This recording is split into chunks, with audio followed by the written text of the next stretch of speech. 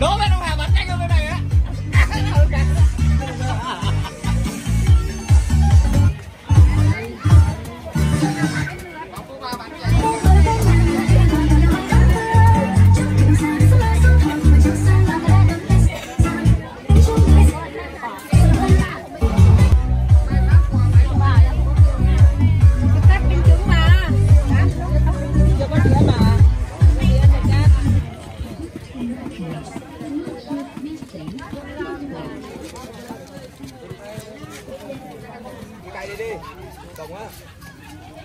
Đây mọi người xem.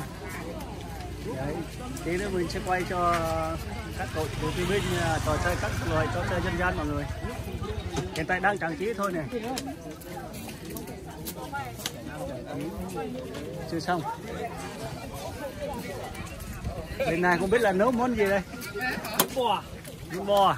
Đây.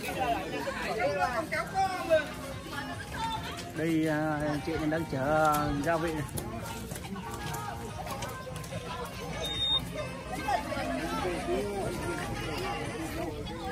Chào khán giả đó anh sếp. Rồi, cảm ơn rất nhiều nhá.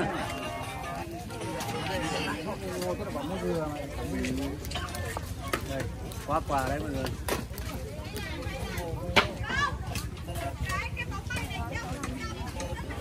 Đây đang trang trí hoa mai.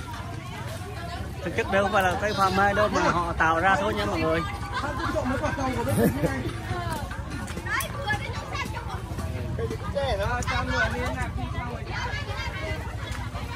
Đây là chi hội cựu chiến binh làng Siêu đây mọi người, thấy đẹp chưa? Đó, chi hội cựu chiến binh làng Siêu. Cắm trại rất là tuyệt vời luôn.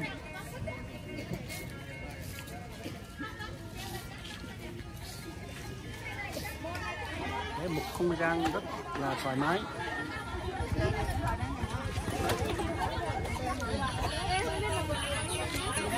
Hiện tại đang trang trí thôi mọi người nhá, chưa xong. Đây bên phiên chợ Tết 25 là có.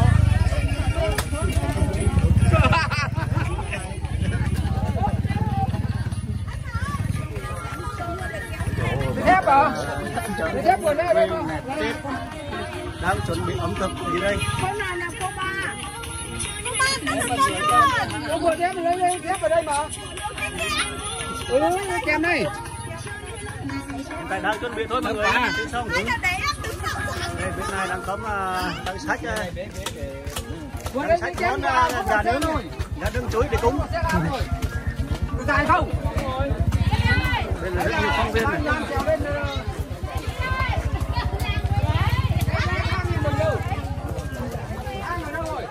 Các thủy lâu cái gì? Trên này là sân chơi giải trí của các hội thi.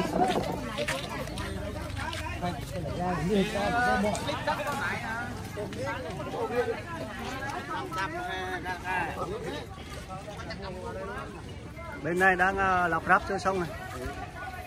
Tí nữa mình sẽ quay hết tất cả mọi người xung quanh để tất cả mọi người xem.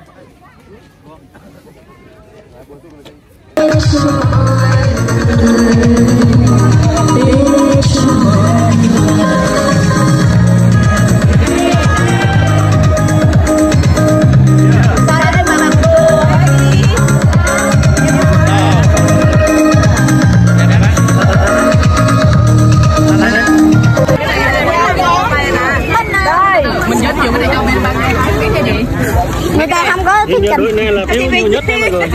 Cái này nó che không tiêu rồi. Giới thiệu đây thuyết trình đấy. Dạ đây hôm nay là cái làng ó là với chủ đề là bánh đặc sản. Bánh đặc sản thì hồi nãy là có một mâm rất là to nhưng mà bà con đi qua ăn thử đã chia bớt đi rồi thì còn một ít ở đây thì là cũng mời mọi người dùng thử. Và cái bánh là cái đặc trưng của Gia Lai mình, bánh trưng. Bánh trưng là rất là bình thường thì Tết chúng ta không thể thiếu bánh trưng. Bánh trưng và bánh dày là một món bánh quen thuộc truyền thống và Tết cổ truyền chúng ta luôn luôn có. Và cái nét đặc trưng ở đây là gạo của đồng bào địa phương, là nếp nương của địa phương nên là cái độ dẻo rất là hòa quyện với là cái đậu xanh nên nó có được cái mùi vị rất là bùi và ngon. Giới thiệu món hoa đu đủ kìa.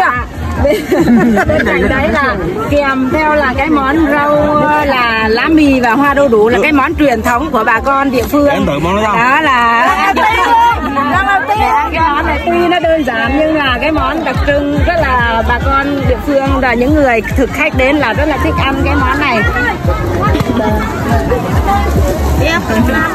Có cơm len nữa, giữ cơm len nhà nước nắng. Ok. 10 điểm ấy. 10 đâu đâu.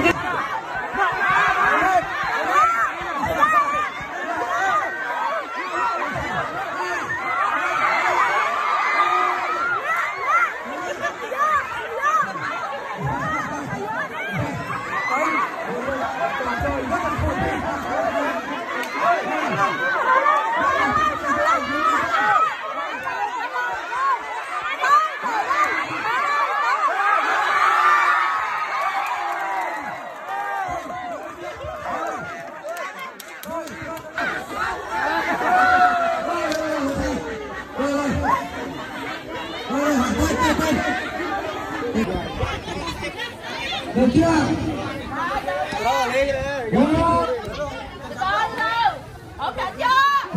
Một, hai, bắt đầu.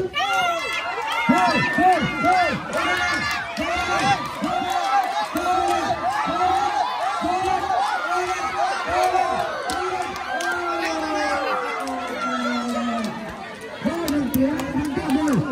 Ghiền Mì